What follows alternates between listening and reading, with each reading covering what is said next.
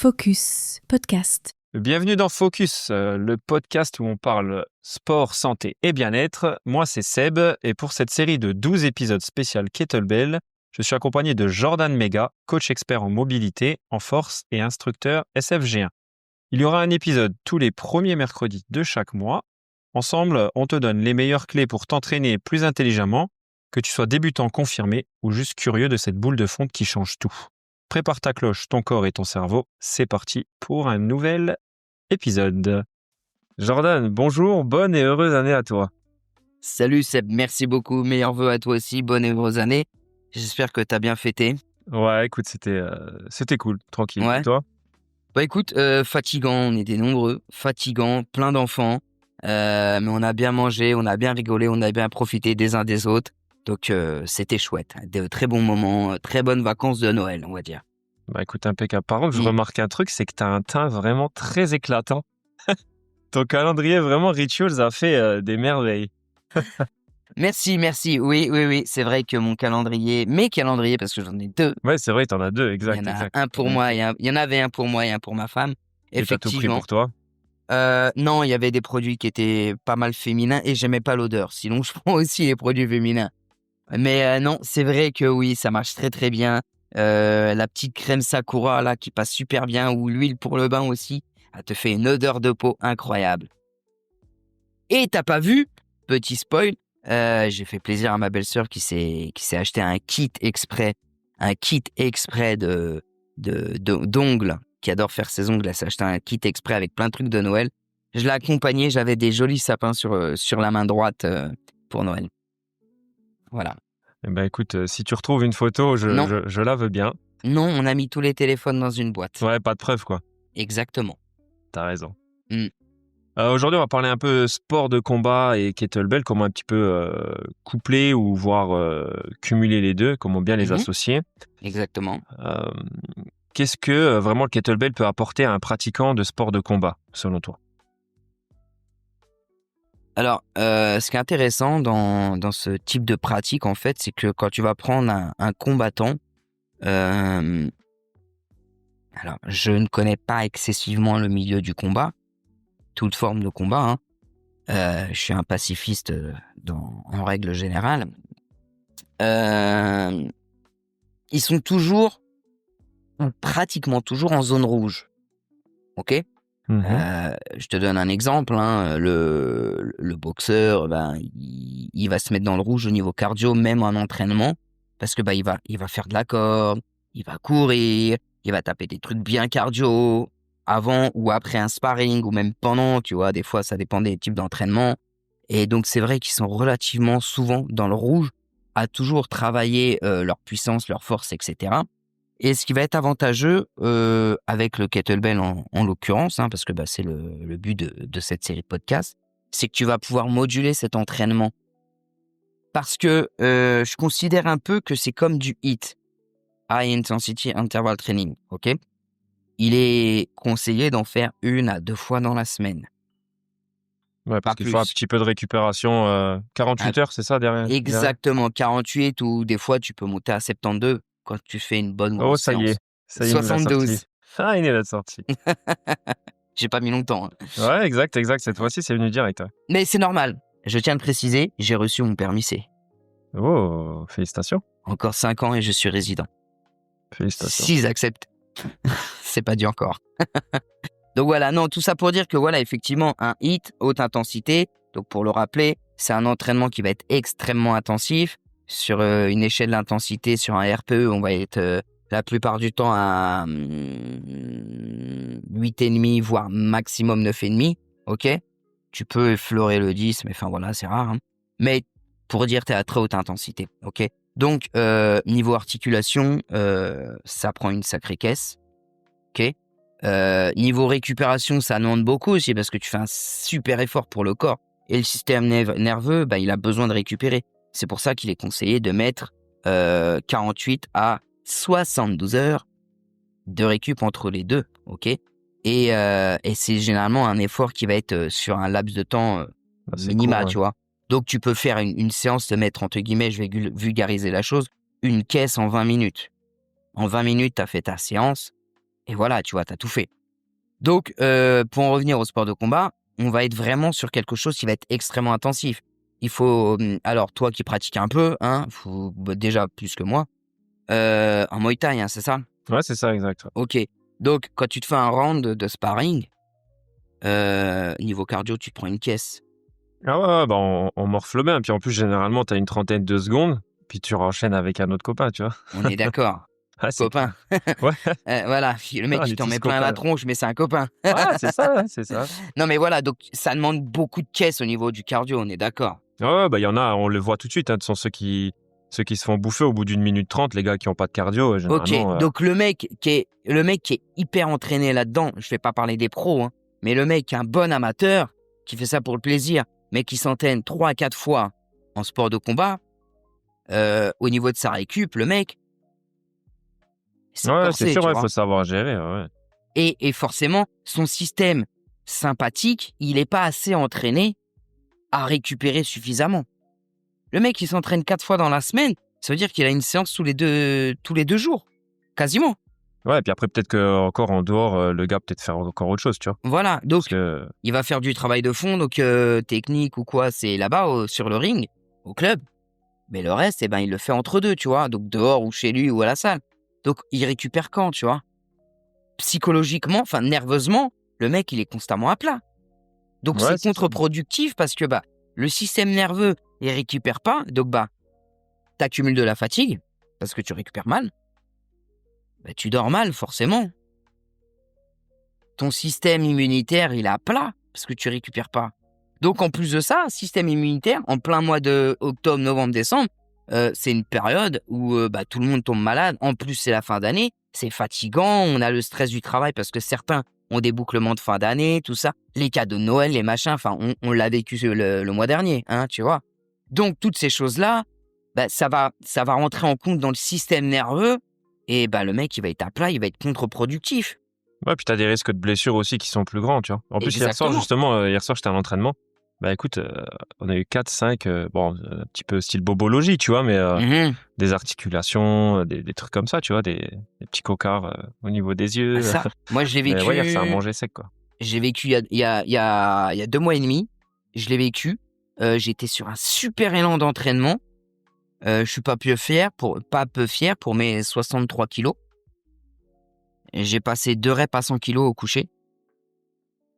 Je suis capable de faire, on va dire, 3 séries de squat, de back squat à 100 kilos, une rep. Et je peux faire 2 séries où je fais 2 reps à 100 kilos au squat. Et au deadlift, je suis à 170.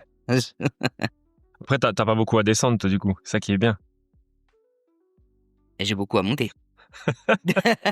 Non, mais bien sûr, mais je fais 63 kilos. Non, bien sûr, Donc, non, c'est quand même non, assez c'est vrai qu'on intéressant. banalise toujours un petit peu les performances en disant, ouais, Ça aujourd'hui, reste on va. atteint, c'est intéressant. Et Ouais, en on va fait, dire aujourd'hui 100 kilos, pour certains, c'est quasiment plus rien.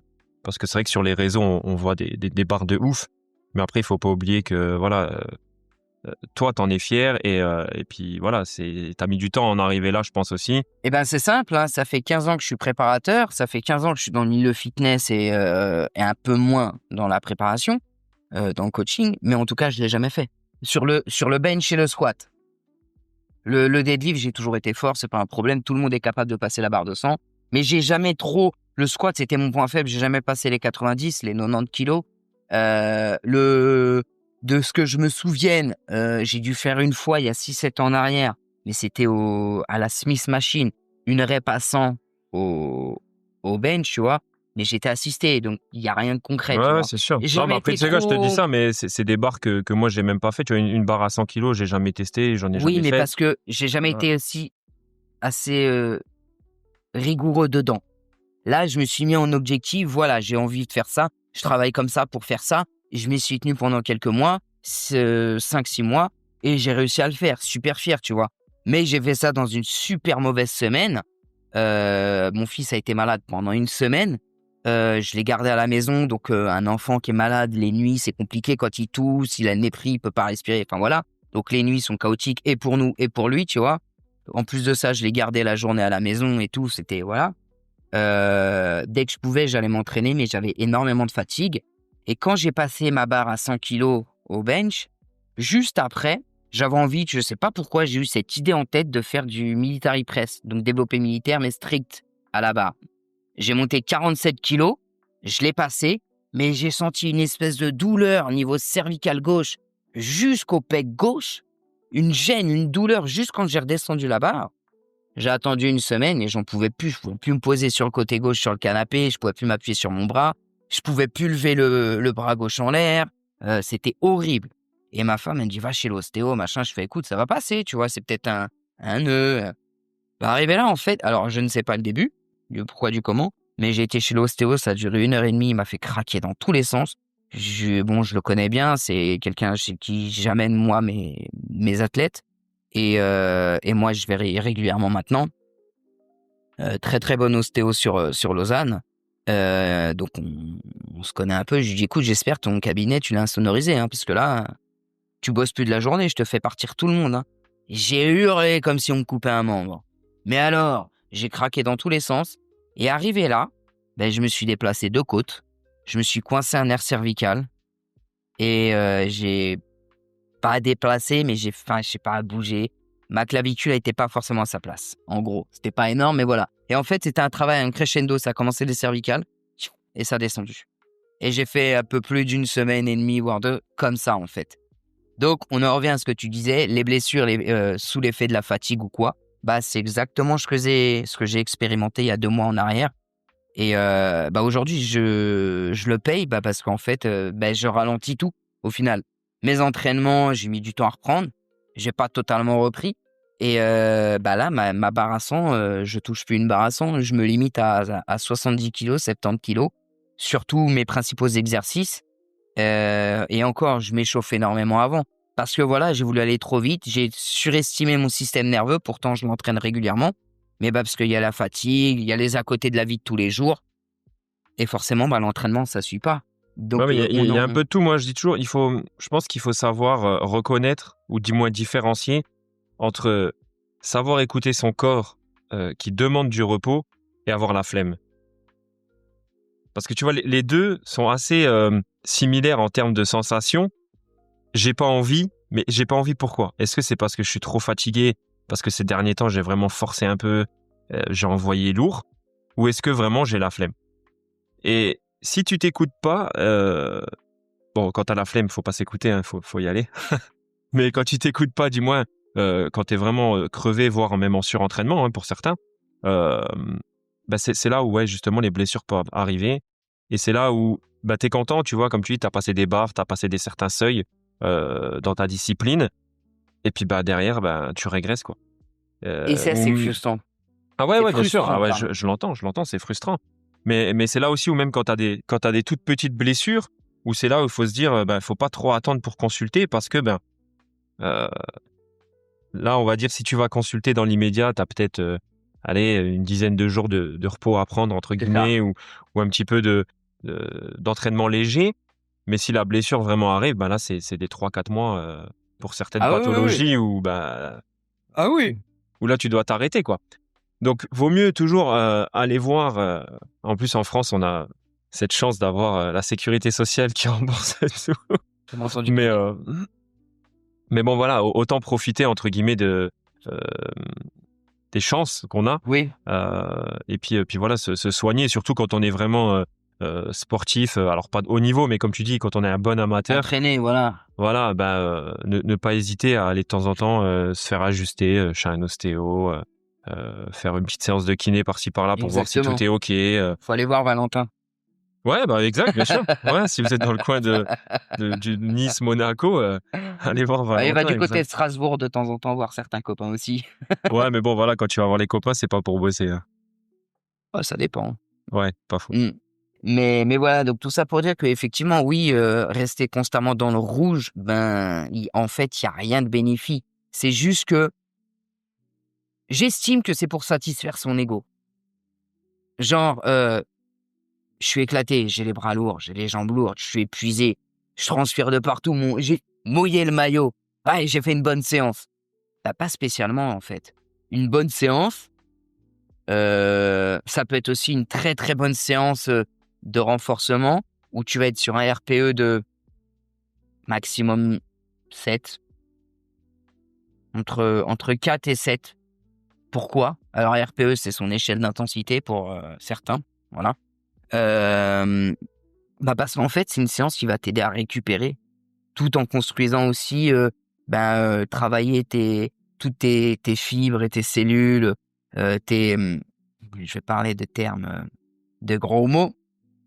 Tu vas entraîner tes mitochondries, tes lactates à une meilleure récupération. Donc, pour rappel, un peu biologie, je suis pas trop calé, j'ai pas ouvert mes bouquins, hein. C'est des choses concrètes, mais il faudrait que j'y réouvre. C'est tout ce qui va se passer, en fait. Ce sont des petites cellules qui composent le muscle, en fait, la fibre musculaire. Les mitochondries, les lactates, la mitochondrie, c'est ce qu'on va chercher à entraîner pour faire une prise de masse. Voilà, par exemple. Les lactates, c'est une protéine qui compose le muscle aussi. Les gens qui sont bien calés plus que moi pourront vous en parler, hein, notamment Valentin qui s'amuse à faire de jolis dessins des fois. Exact, ouais, des bons petits schémas. Et des beaux schémas qui servent à rien, ça me dit. C'est vrai. Mais ils sont intéressants pour ceux qui s'y intéressent vraiment, voilà. Après, voilà, hein, on aime ou on n'aime pas, hein, c'est comme tout. Mais voilà, une bonne séance d'entraînement où tu vas justement t'entraîner tranquille, sans forcément je suis rincé, j'ai plus de bras, j'ai pas transpiré, j'ai pas bien bossé. En fait, faux, quoi, je suis pas d'accord. C'est pas parce que tu as des courbatures, tu as des douleurs, tu es épuisé, que c'est un bon signal de ouais, j'ai fait une séance de dingue. Non, je suis pas d'accord. Je suis pas d'accord. C'est pas parce que tu vas te mettre à cuisiner 6 heures que ton plat, ça va être le meilleur du monde. Non, Au c'est clair, mais contraire. beaucoup voilà, se disent vu que je fais une grosse séance, j'ai beaucoup transpiré, c'est bénéfique. Alors qu'en vrai, fais juste une séance de mobilité, elle peut tout aussi être Exactement. bénéfique qu'un gros entraînement. Comme tu dis, ça te permet de récupérer, travailler la mobilité, c'est important aussi. Mobilité de hanche, mobilité d'épaule, voilà, pour tous tes exercices fait. du quotidien ou même de tes séances de muscu, hein. Mais c'est vrai que voilà, les gens, il faut qu'il y ait de la perf pour que ce soit une bonne séance. Alors qu'en vrai, il y a tellement de choses qui gravitent autour, Bien sûr. qui te permettent d'atteindre justement des bonnes perfs, mais que personne n'entraîne et voit ça comme de la perte de temps. Regarde un exemple. Tu te souviens la story Insta que j'ai mis au mois de décembre, là, en début décembre, le petit monsieur avec le kettlebell que je mets tous les ans. Ouais, bien sûr, on en a déjà parlé, On en le a déjà grand-père, là, parlé. ouais, Voilà. Tu crois soulève que le sa mec, petite- il cherche la perf ou il cherche simplement le plaisir? pour lui, ouais, c'est le plaisir. Après, c'est comme il y a écrit en haut de cette story et qui Le est pourquoi. vraiment vrai, voilà. Quand tu as trouvé ton véritable C'est pourquoi, ça. on est d'accord. C'est ça. Et j'en ai parlé justement dans un podcast qui sortira aussi ce mois-ci. Il faut vraiment trouver son pourquoi. Pourquoi tu fais du sport? Est-ce que c'est pour le regard des autres? Est-ce que c'est pour toi? Est-ce que c'est pour la bonne santé? Est-ce que c'est pour C'est un ça. objectif particulier dans ta vie future ou dans un sport que tu aimerais démarrer ou autre, quoi. Mais ouais, non, lui, C'est pas c'était une vraiment que le réponse plaisir. c'est une question qui est facile à poser, mais qui est pas évidente à trouver. Et même après quelques années, il change, il évolue. C'est pour être ci, ça, machin, avoir ci. Et au final, tu te rends compte que c'est du superficiel et que la seule chose que tu vas chercher à combler et à faire plaisir et à satisfaire, c'est ton ego. Beaucoup, hein. Mhm. Beaucoup. Même là, tu vois, hier, je discutais à la boxe avec un gars et puis il me dit, ouais, il me dit, tu combats et tout, toi? Alors, je l'écoute, je dis non, je dis moi, j'ai aucun objectif de compétition, c'est vraiment juste du loisir, tu vois, histoire de me défouler un peu avec les copains, de faire du sport, d'apprendre aussi à se battre au cas où, parce que Oui, bien sûr. avec les temps qui courent, voilà. Même Mais si excuse-moi, je rebondis, c'est ça qui est drôle. Le jour où tu as une embrouille dans la rue pour X ou pour Y, vas-y. Attends, bouge pas, je me mets en garde. Tu te mets en position Muay Thai, tout ça? Non, je crois que c'est combat de rue, point barre. Tu prends une bouteille, tu l'éclates sur la tête, tu le rentres dans la poubelle, tu éclates la tête au mur. Tu vas pas chercher à faire ta garde, ta machin, on est d'accord. Je comprends pas le concept. C'est ça qui me... on va dire que c'est pas juste savoir se battre, mais tu vois, en vrai, déjà, tu vas essayer d'esquiver tout ça, tout Voilà, ce qui c'est est les combat, réflexes. etc. Et après, voilà, comme tu dis, c'est réflexe, essayer vraiment d'esquiver, machin. Le but, c'est pas de lui planter une bouteille dans l'œil et puis après de finir en prison pour 40 ans, tu vois ce que je veux dire? Le but, c'est vraiment d'esquiver le problème et dire, bon, écoute, généralement, tu vois, les combattants disent on se sait, on n'a pas besoin de prouver. Oui, non, Tu mais vois ce bien que je veux sûr. dire, Et c'est ça. c'est loin de là être une critique. Hein. Je veux Non, pas non, mettre non, les non, ah combattants non, non, à bien dos. sûr. J'adore ça. J'adore travailler avec eux, discuter ou quoi. C'est pas le Non, non, problème. je prends pas Mais mal la non, réflexion, non, je t'inquiète. sais. De Mais toute je veux façon, dire, tu me voilà, fais pas peur, t'es trop loin. Donc voilà. et en plus, tu sais que je te ferai un gros câlin si on est proche. Oui. Non, non, mais après, voilà, Gros câlin, par contre, tu vas mettre un long bip sur cette phrase-là. Bip. Voilà. Non, mais le but, c'est vraiment, voilà, de se défouler. Moi, je discutais ça, le jeune, il a 20 ans, tu vois, il me dit, ouais, moi, j'ai besoin de combattre, machin. Je dis, oui, parce que t'as peut-être encore un ego à satisfaire, tu vois. Moi, C'est j'ai un passé jeune. l'âge. Ouais, voilà, c'est ça, c'est un petit jeune, tu vois. Il a besoin peut-être de se prouver les choses. Oui, c'est ça. Moi, j'ai passé l'âge, tu vois, je m'en fous en vrai d'être là. Et puis, pour moi, je lui ai dit, tu vois, j'ai combattant, il faut la hargne, tu vois. Il faut que quand tu rentres sur le ring, tu t'as envie de casser l'autre en deux. Parce que lui, il est là pour te casser en deux, tu vois. Donc, Et après, c'est tu fais pas. un gros câlin pour dire merci, bravo. Ouais, c'est ça, merci, c'était Ouais. cool, tu vois. Tu Mais, vas péter l'arcade, une dent, le nez. Ouais, bravo, merci, c'était génial. mais On va ouais, tu boire un vois, verre. moi, j'ai pas le truc, d'avoir envie de casser un mec, tu vois. J'y vais, ça fait plaisir au club, on est potes, on y va à la touche, tu vois. Bon, de temps en temps, ça rentre dans le nez, ça rentre ça rentre dans le foie, tu vois, mais c'est bon enfant. Mais après, ouais, non, le combat, pour l'instant, du moins, c'est pas pour moi. Ça Non, m'intéresse pas. non, mais bien sûr, et je peux comprendre. Mais il y en a quand même beaucoup qui s'amusent, qui combattent, mais juste pour s'entraîner, du sparring, sans pour autant monter sur le ring vraiment, combattre et tout ça. Ouais, Il y c'est en a ça, quand parce même que pas franchement, mal. Hein. c'est un sport quand même, on va dire, ultra complet, que ce soit sur le travail de tes réflexes, tu vois, que ce soit sur ton cardio, que ce soit même sur ta forme physique, musculaire. Euh, enfin, moi, je trouve que c'est assez complet comme sport, tu vois. Donc après, monter sur le ring, c'est encore autre chose. Soit il faut avoir vraiment la fibre de compétition, vraiment toujours vouloir être premier, ou alors aimer la gagne, tu vois. Mmh. Et moi, en tout cas, c'est pas Oui, c'est non, pas mais mon truc, quoi. et c'est très bien, il n'y a pas de souci, hein, ouais, clairement.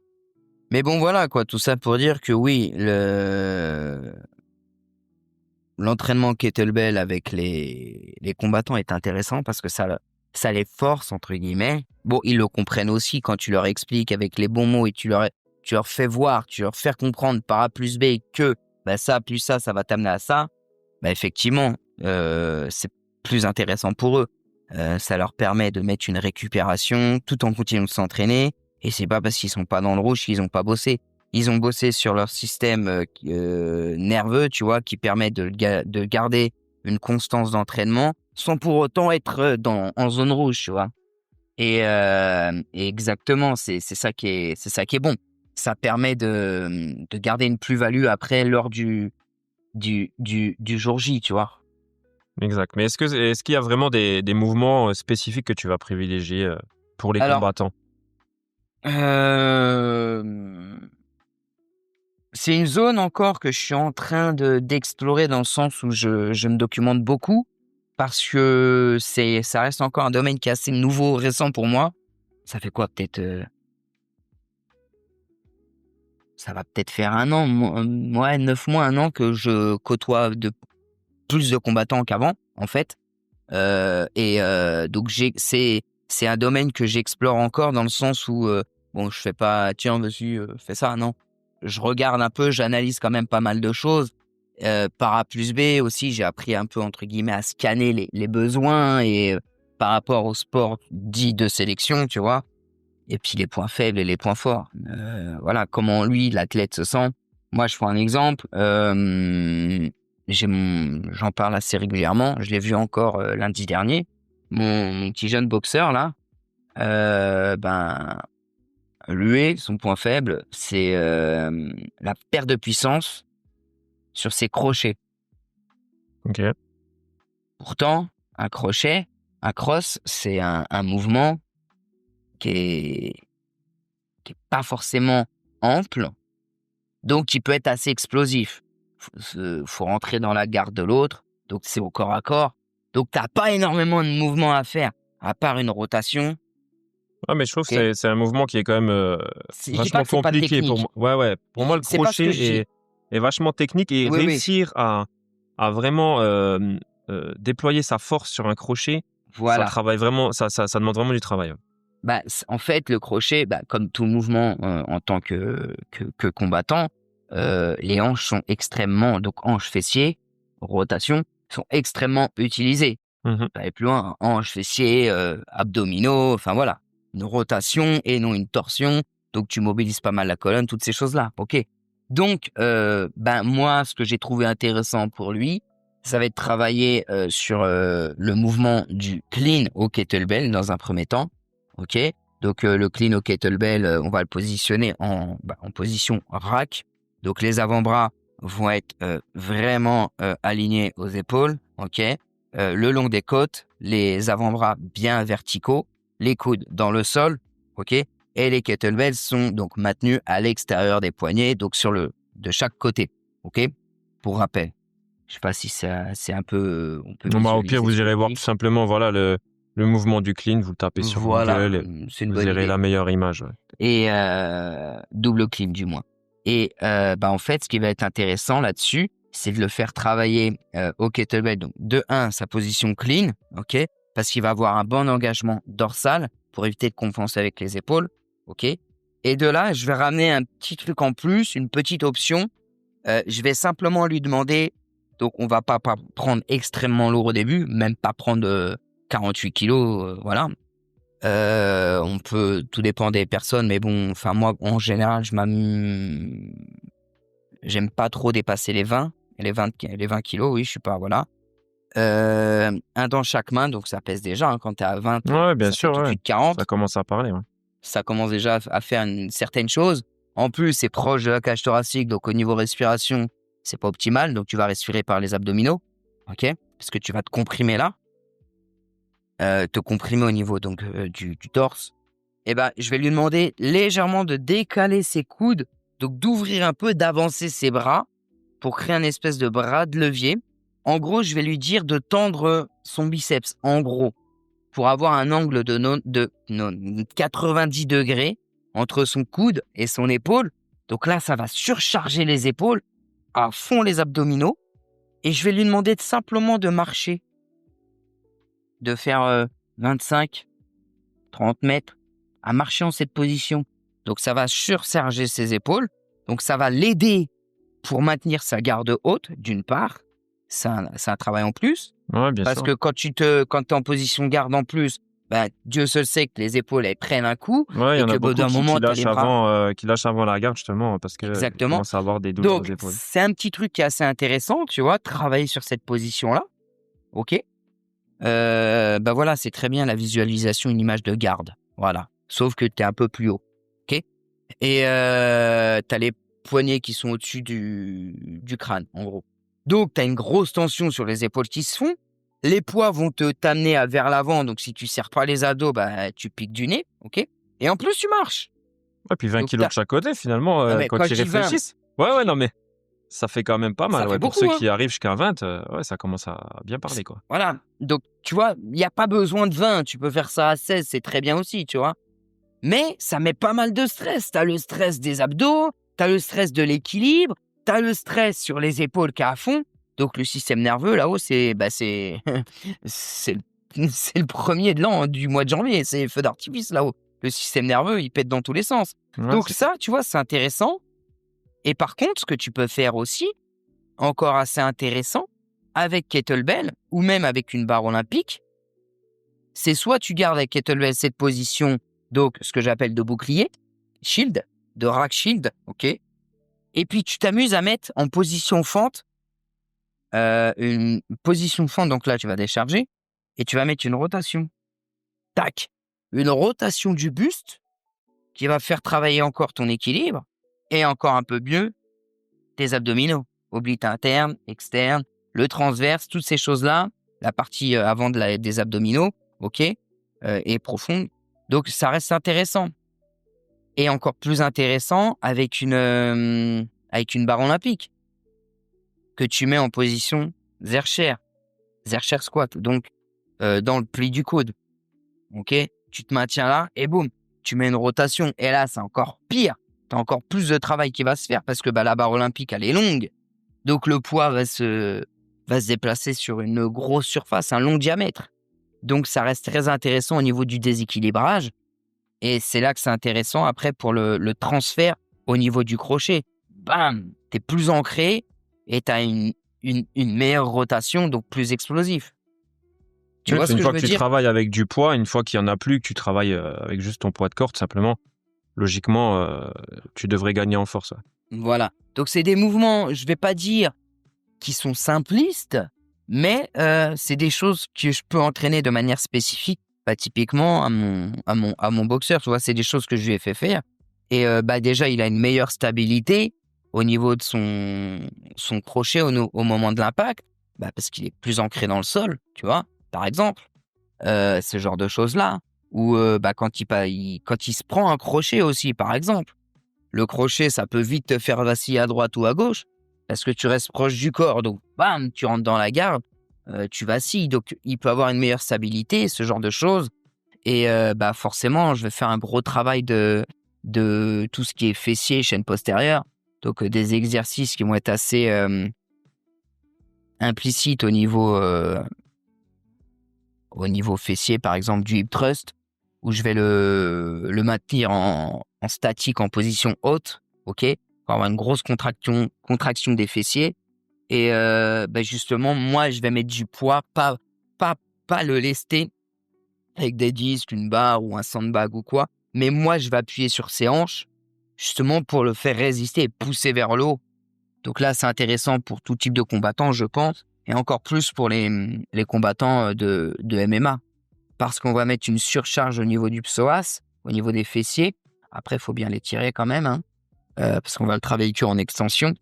Mais si tu es en position hip thrust, ou alors donc le pont, ok, donc au sol, les pieds proches des fessiers, tu lèves les fesses, tu es positionné sur le dos, la position du pont classique, hein, et que moi, je suis en train d'appuyer sur tes hanches quand tu es en position haute, et que je dis de pousser mes mains, et moi que je mets une résistance pour les descendre, ça met un gros contraste de charge.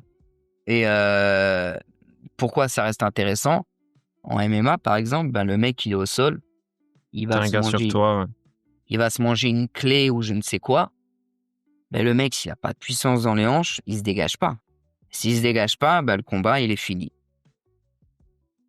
Tout simplement. Ouais, ça te permet de travailler vraiment tout ce qui est ischio-jambier, fessier, pour pouvoir La essayer chaîne poste. d'expulser le gars qui est sur toi, quoi. Exactement. Être assez explosif et puis avoir une bonne force et une bonne résistance aussi. C'est voilà pourquoi j'aime bien utiliser le kettlebell, parce qu'on va pas travailler sur du long terme dans la séance, hein, je parle. Je passe pas en espace de temps en mensuel ou quoi. Mais sur ta séance, on va faire un gros travail de 20-30 minutes. Et durant 20-30 minutes, on va faire que ça. Le reste de la séance, on va chercher à échauffer le système nerveux, échauffer les articulations pour préparer tout ça. Et on va faire ça 1 à 2 fois dans la semaine. Et le reste du temps, justement, on va travailler sur des exercices de mobilité pour mobiliser la colonne vertébrale qui reste quand même un système névralgique au niveau du corps. Hein. Elle va chercher à stabiliser, elle va chercher à développer la force de manière homogène dans tout le corps, à te tenir droit et voilà, elle a des axes de rotation, d'inclinaison, d'extension qui sont intéressants.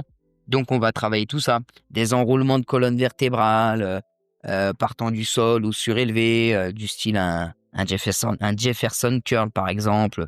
Un mouvement qui est très, très bien aussi, qu'on peut faire à bras tendus ou alors en position gercer aussi, qui met un peu plus d'inclinaison, d'enroulement, des mouvements qu'on peut faire de rotation simple, hein, avec un ballon, là, les fameux wall balls qu'on utilise pas que, mais en beaucoup, en Aerox aujourd'hui. Voilà.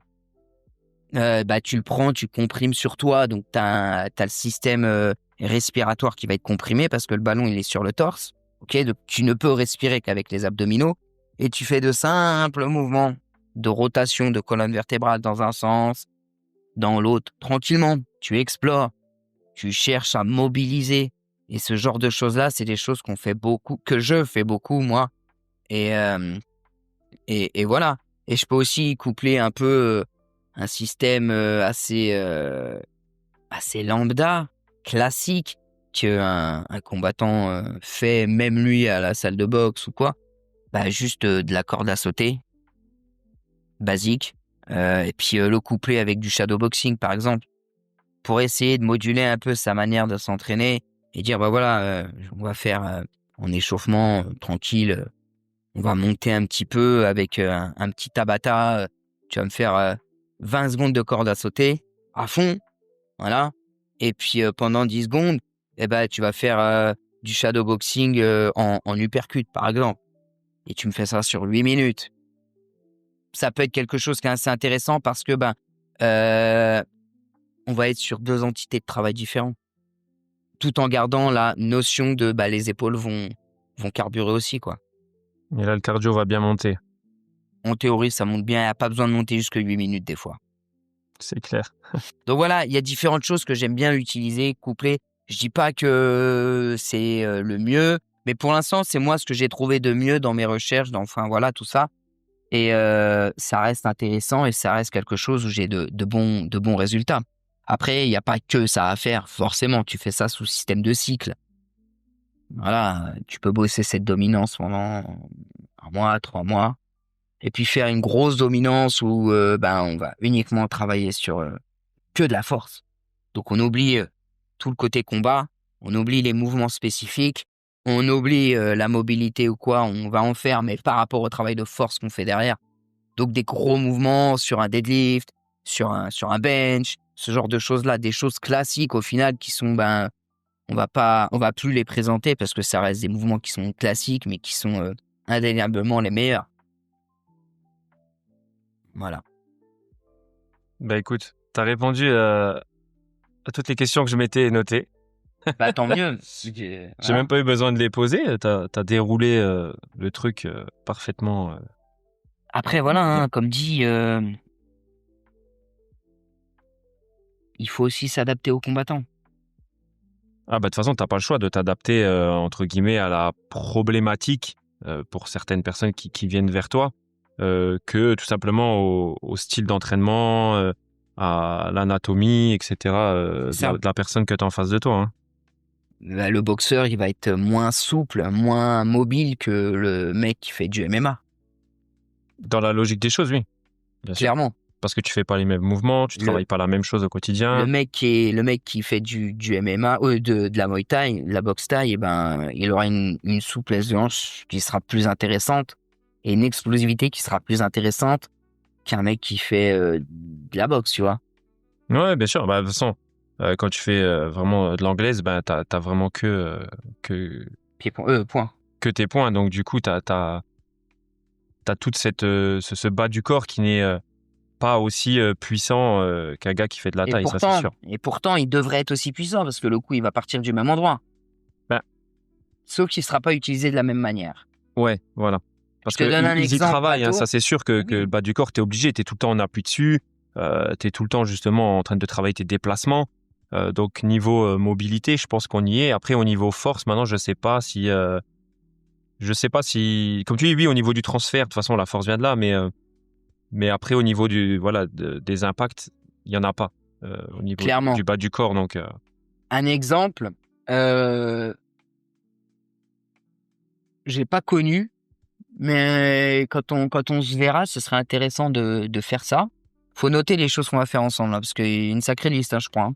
Quand je repasse un jour dans le luxe, le Luxembourg, hein, au Luxembourg. Oui, parce que le luxe en Suisse, tu y es tout le temps, hein, bien sûr. Quand même.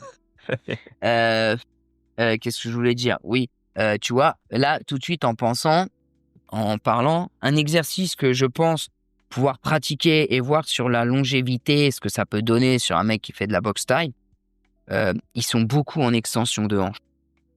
En flexion de hanche, excuse-moi. Tu regardes le middle kick ou le coup de genou, le mec il pousse ses hanches vers l'avant, mais à fond. Quand tu regardes clairement, je suis désolé, tu vois, je pense que tu vas être d'accord avec moi. Tu vas apprendre la boxe, tu regardes Rocky. Ouais.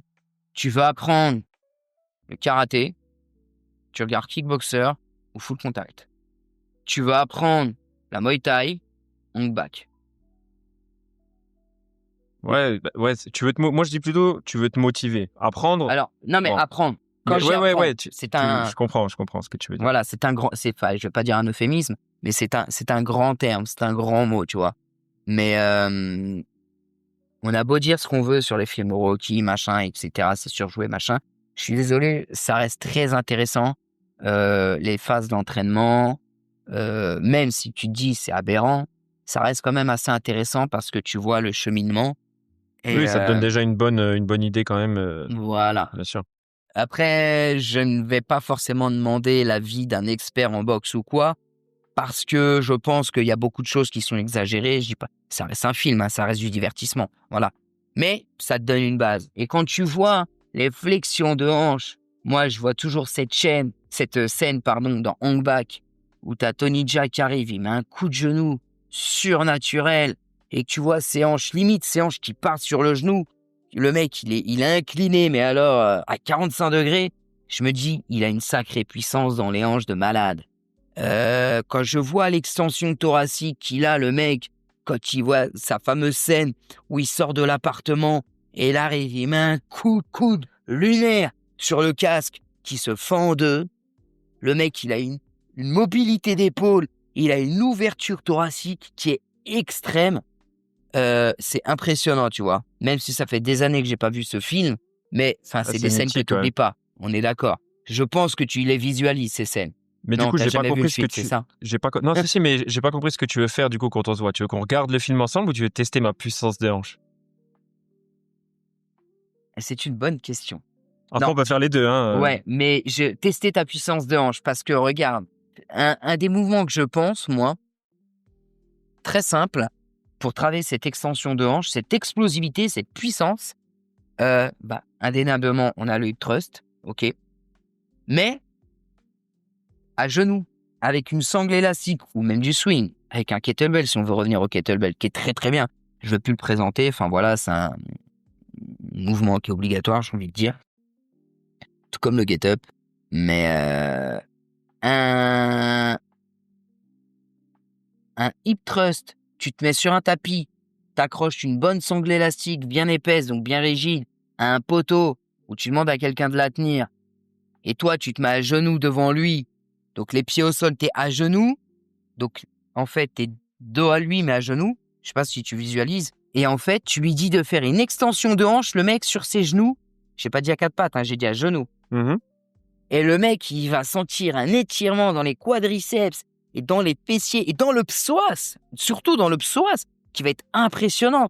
Et quand tu lui fais travailler c'est sur un gros volume de reps, sur du 15-20 reps, de manière très explosive, parce qu'il a une bande élastique, le mec, de manière générale. Oui, bien sûr, bien sûr. Eh ben, je vais te dire que tu sens tes quads, et tu sens tes psoas à fond. Le psoas qui est dans la hanche, le muscle de la hanche. C'est impressionnant. Ou même un autre exercice, une simple montée de genoux sur une boxe. Très simple. Un pied sur la boxe, l'autre qui est au sol, ça fait une fente avec grosse amplitude. Et tu demandes à être hyper explosif, tu montes, tu finis à genoux, comme si tu donnais un coup de genou en fait. Donc tu as la jambe gauche qui est au sol, la jambe droite qui est sur la boxe, tu montes, tu gardes toujours la jambe droite sur la boxe, et tu finis en coup de genou avec la jambe gauche, mais un vrai coup de genou. Ouais, t'as un vrai tirage qui se fait ouais. du haut du corps et une vraie extension, une vraie flexion de hanche. Ben, je vais dire que le psoas, tu le sens, il explose le truc. Ou avec ce qu'on appelle la landmine, je sais pas si tu vois. Non, ça me dit. La grosse barre là, qui est accrochée au sol et tu t'amuses à faire du tirage avec.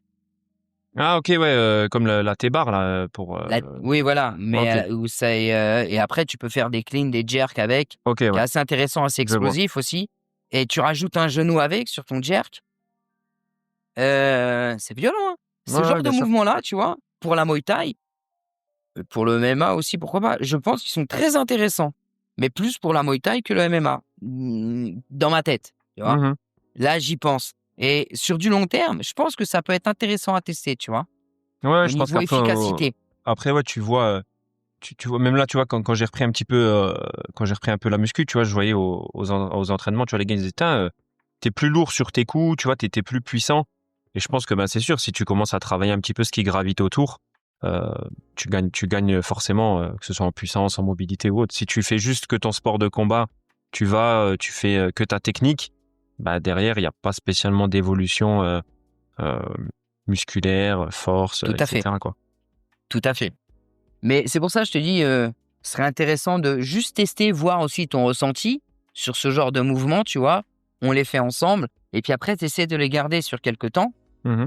Et juste me faire un feedback plusieurs mois ou semaines après, voir s'il y a quelque chose qui se passe. Je pense que ça peut être intéressant, tu vois. Au niveau de travail de hanche sur une bonne flexion de hanche bien explosive, ça peut être super sympa, je pense. Écoute, je serai ton cobaye quand t'es dans le coin. T'es bienvenu à la Cobaye, maison, en tout cas. On travaillera tes hanches. On verra Pas ça. de problème. Mm. Ok, écoute, on a fait le tour pour cet épisode-là. On va finir avec la célèbre on dit merci qui? JM Coaching.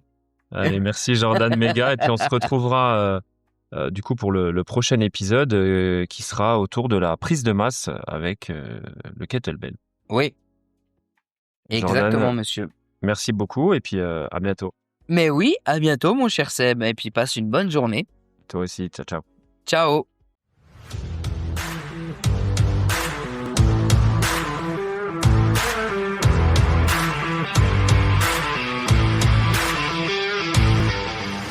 Focus Podcast.